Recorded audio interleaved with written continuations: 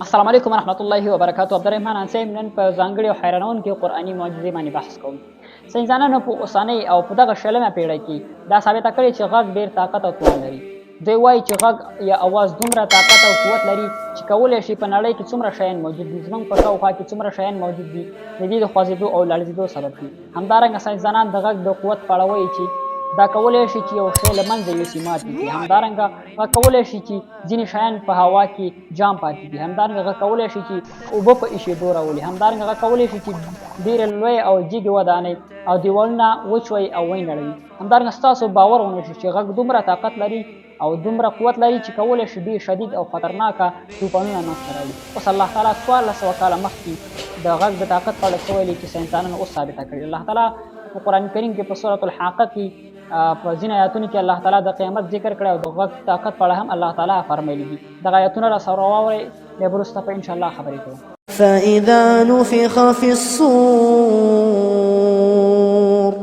فإذا نفخ في الصور نفخة واحدة بیا چې کله یو ځل په شپېلۍ کې پوکې ووهل شي، وحملت الأرض والجبال فدكتا دكة واحدة او ځمکه او غرونه په راپورته کولو سره په یو ګزار میده میده کړل شي.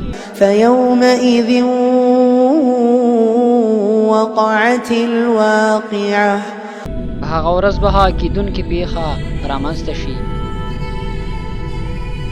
وانشقت السماء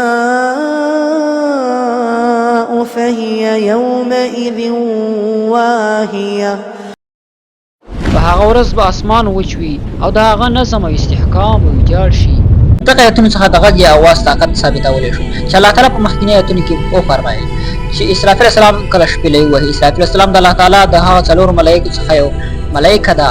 د الله تعالی هغه مخلوقات څخه یو مخلوق دی چې الله تعالی په ټولو مخلوقاتو کې قوي ترینه او طاقتوره مخلوق دا څلور ملایکې دي چې هر یوې ځانګړې او خاصه دنده لري. چې اسرافیل السلام ته به د قیامت په ورځ د شپېلۍ وهلو دنده ورکولی شي چې اسرافیل السلام په اواز کې شپېلۍ کې به دومره طاقت وي او اثرات چې له امله به غرونه ونړېږي، ځمکه به وچ وي او اسمانونه به راپرېوځي. اوس غیر مسلمین او کافرو د دغه خپلې څېړنې په واسطه د خپلې پوښتنې ځواب پیدا کړي چې څنګه د شپېلۍ اواز کولی شي چې د نړۍ نظام بدل کړي. هیله ده چې ویډیو به مو خوښ شوي. داسې ښایسته ویډیوګانو لپاره عبدالرحیم حناني سره اوسئ. زموږ یوټیوب چینل د سره سبسکرایب کړئ او فیسبوک پاڼه سره فالو کړئ.